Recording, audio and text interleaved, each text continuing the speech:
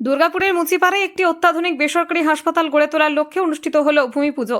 বৃহস্পতিবার আয়োজিত এই অনুষ্ঠানে উপস্থিত ছিলেন রাজ্যের বিজেপি সভাপতি শ্রমিক ভট্টাচার্য। হাসপাতাল প্রকল্পের পক্ষ থেকে কল্পনা ইন এর কর্ণধার হিরণময় দাস জানান, প্রস্তাবিত হাসপাতালটি মোট প্রায় 650 শয্যার হবে। প্রথম পর্যায়ে 200 শয্যার হাসপাতাল নির্মাণের কাজ শুরু করার উদ্দেশ্যে এদিন আনুষ্ঠানিকভাবে ভূমি পুজো সম্পন্ন হয়। অনুষ্ঠানে আরও উপস্থিত ছিলেন বিষ্ণুপুরের সাংসদ সৌমিত্র খাঁ সহ এলাকার অন্যান্য বিশিষ্ট ব্যক্তিবর্গ। উদ্যোক্তাদের আশায় এই নতুন স্বাস্থ্য পরিষেবা কেন্দ্র গড়ে উঠলে শিল্পাঞ্চল দুর্গাপুর এবং সংলগ্ন এলাকার মানুষ উন্নত এবং আধুনিক চিকিৎসা পরিষেবা পাবেন। এর ফলে চিকিৎসার জন্য দূর দূরান্তে যাওয়ার প্রয়োজন অনেকটাই কমবে এবং স্থানীয় স্তরে উন্নত স্বাস্থ্য সুবিধা পাবে।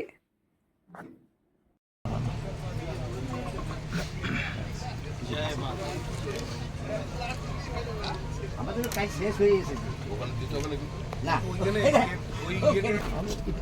এতক্ষণ ধরে তো ছিল।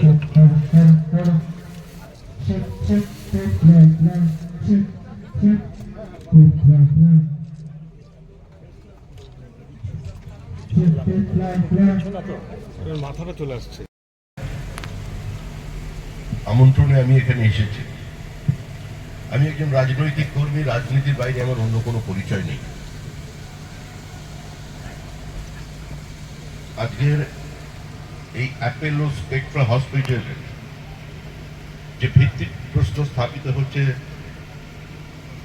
তার এই মনোজ্ঞ অনুষ্ঠানে আমাকে আমন্ত্রণ জানানোর জন্য আমি কৃতজ্ঞতা জানাচ্ছি। মঞ্চে উপস্থিত আছেন এই স্থপতির প্রধান রূপকার শ্রী হিরণময় বাবু,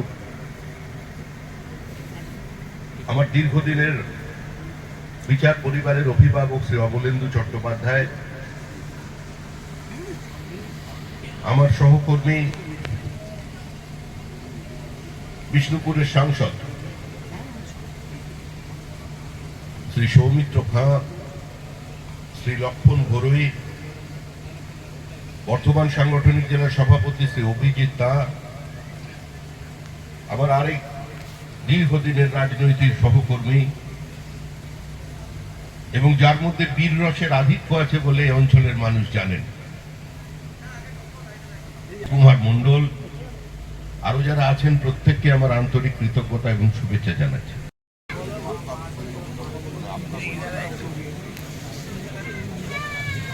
শ্রমিক ভট্টাচার্য মহাশয়কে আন্তরিক অভিনন্দন জানাই আমাদের কল্পনা গ্রুপের থেকে, এবং সৌমিত্র এমপি সৌমিত্র খাঁকে জানাই আন্তরিক অভিনন্দন। আমাদের জেলা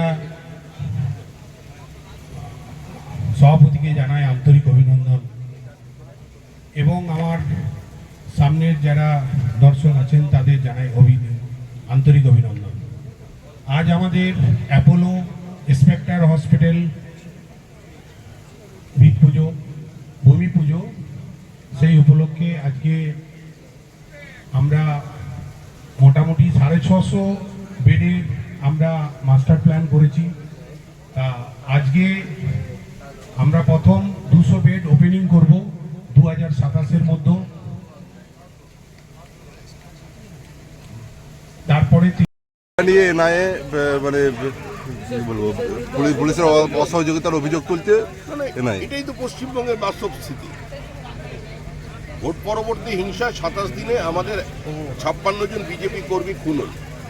27 জন মহিলা প্রকাশ্যে দাঁড়িয়ে বলল তারা গণধর শিকার। সিবিআই তদন্ত হচ্ছে, পুলিশ প্রমাণ লোপাট করছে। সহযোগিতা তো অনেক দূরের কথা, অসহযোগিতারও ওপরে সাক্ষীদের হস্তাই করে দিচ্ছে। তো যেটা সিবিআই এর ক্ষেত্রে হচ্ছে, ইডির ক্ষেত্রে হচ্ছে, সেটা স্বাভাবিকভাবেই এনআইএ এর ক্ষেত্রেই হবে। এখানে কোনো সরকার নেই।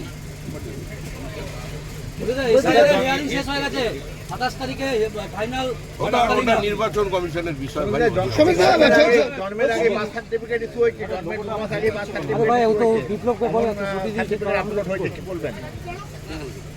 এটাই তো এগিয়ে বাংলা। 42 বছরের দাদু আর 22 বছরের নাতি পাবেন কোথাও? এই যে বলে বাংলা এগিয়ে, এটাই তো সবচেয়ে বড় নিদর্শন বাংলার গর্ব। আপনি একজন সাংবাদিক হিসেবে গর্বিত হওয়া উচিত, এবং আপনারা সাংবাদিকরা একটা দাবি তুলুন যে আপনারা মহাভারতে একটা ধৃতরাষ্ট্র পেয়েছিলেন, আমাদের ভোটার লিস্টে 7 ধৃতরাষ্ট্র আছে। আপনারা ওই খুঁজে বার করে এই নামগুলোকে দিয়ে বলুন যে এই বীর্যবান পুরুষদের অন্তত ভারত সরকার একটা কিছু দিক, পুরস্কার দিক।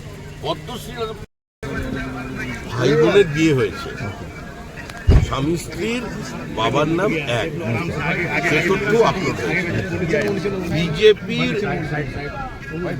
ডিএলএড এর সিগনেচার নকল করে যে ভোটার জীবিত, যে ভোটার সেখানে আছেন প্রতিষ্ঠিত চিকিৎসক, তার নাম সই করে দিয়ে দেওয়া হচ্ছে যাতে বিজেপি গন্ডগোল তৈরি করে। সমস্ত ধরনের অরাজক অবস্থা তৈরি করার চেষ্টা চালিয়ে যাচ্ছে। কিন্তু তারপরেও মনে রাখতে হবে পশ্চিমবঙ্গের মানুষ রাজনীতি সচেতন। তারা দুর্দণ্ড প্রতাপ, লৌহ কঠিন সিপিআইএম এর ওই সংগঠনকে ফুৎকারে ভেঙে গুঁড়িয়ে দিয়ে দুর্বল তৃণমূলকে 2011 সালে